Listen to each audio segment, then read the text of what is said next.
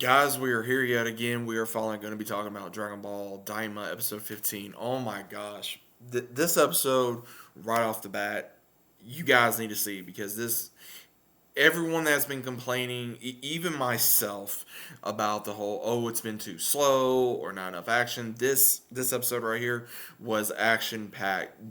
We go right into the episode right where it left off, where Goma's forces are trying to take down Goku and the gang.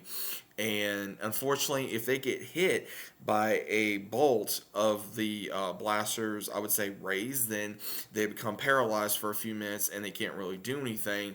And Goku's like, oh my gosh. And then Vegeta tries, he's like, oh, it ain't going to work on me. Then he gets paralyzed. And then he even tells Goku, hey, give me one of those bug things so that way I can, rejuvenate my power. And you can tell he didn't want to do it, but he did. And one thing I'm kind of surprised he did not get angry on is when they were flying down, where they were trying to hide behind these boulders, that it looked like one of the blasters almost hit Bulma, and I was surprised that didn't make him angry. So I was kind of hoping we'd see like a little bit of like, whatever. But he got a little angry, basically these annoying pests. But they come up with an idea of just using all the techniques from Goku using his Bonoibo to, of course, Vegeta blasting, Piccolo blasting between Pansy and Glorio. So they're able to take out all of the forces for the time being.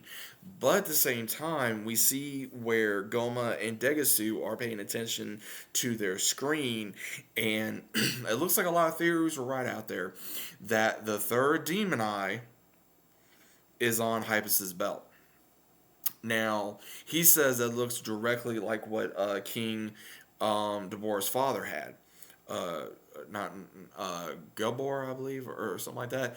Well, when they're traveling to the more part of the palace, we see where Goma is wanting to get that third eye. So he tells Degasu to figure it out. And Degasu's like, okay, how am I going to get that? He says, well, you're smart, you're this, figure it out. And he's tripping out because he wants that third eye, and at the same time he is trying to figure out where this nobody got it, and at the same time of where exactly is going to happen. We go into the past of when Deborah's father had it, and surprisingly every other king had it before then, and it gave him an immense amount of power. And what we see is Deborah came up with this idea of hiring a demon from the third realm, or a demon in general, steal it, go to the third realm, and I guess they'll meet up. But at the same time, it doesn't go as planned because he does steal it. He gets away after going through everything from the second demon world to the third demon world, and he gets taken out by another demon in the third demon realm, and it just gets lost. And that's when Hypus finds it. And Deborah fought his father for the throne, overtook it, and then that's when we see, of course, he got defeated by Majin Buu, then went to Goma. So that was interesting to see. And then we see everyone going to the palace, and we see where there is a demon there that looks very similar to Deborah's race. That is, I would say, kind of like a commander, I would say, and he's commanding Goma's forces to take on everyone. And they're still having issues because they're like, okay, well, Piccolo comes up with that idea of, okay, let me attack him and I can regenerate. And even Neva, he's even saying that's not going to work because one blast and you're done for. And I guess Goku's tried to ask him, okay, well, why don't you think of something to help us out? And he's told him, no, you figure it out yourself. So once that happens, we see where they come with an idea of, okay, how about we just take them all out at once, which they do. And next thing you know, here comes these massive tanks, just like they have these massive plasma barrels that they're using to be able to do the same thing that they were doing to paralyze them, but even further. It looks like it's about over. Then they get reinforcements from Pansy's father, the king.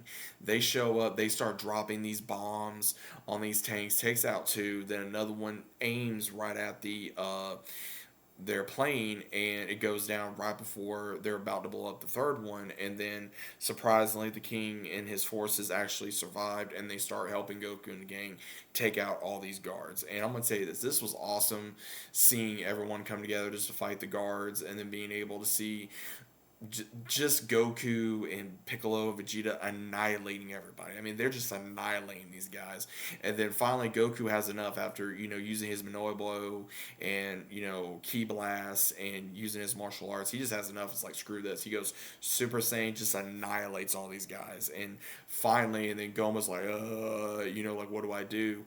And I'm assuming either Degasu hired this demon girl or she was random about wanting that belt that had the third demon eye that Hypus had and tell him, oh, well, I'll give you a kiss if you give me the belt. And he's like, no, why would I do that? He wants her hat and he'll give her the belt, which works. And again, he's an idiot. He's an idiot character, but it's one of those where it's like, okay, is this Degasu doing something to pretend to be a girl and get this, or did he hire someone? Don't know. And he didn't really tell Goma because he showed back up at the very end saying, well, don't worry, we still have those special forces. So it kind of makes you wonder, what exactly did he do? Did he actually get the belt? Does he have it? And he's waiting to give it to Goma, or is he going to use it himself? I mean, who knows? And Arinsu, she's waiting for everything to kind of come to a conclusion because she's waiting in, I would say, her office with Majin Buu, Majin Ku, or Majin Ku and Majin Du, I'm sorry. And they're sleeping, and she's saying everything's coming together. So the way the episode ends is, of course, most of the forces are defeated. So probably going into the next episode, we're going to be seeing the special forces and among other things. But this episode, I'm gonna say this now, the animation is still fire. The action was amazing. The the story getting further in was amazing. As far as I know, from what I've been hearing, we got 20 episodes, so we got 5 more episodes left until I would say season 1 of Daima's done. But overall, I'm enjoying the hell out of this. Guys, what do you think of this episode? Is it good? Is it bad? Let me know your thoughts about it down in the comments. I hope you guys enjoyed, and I'll see you as always on the next one for next week's review.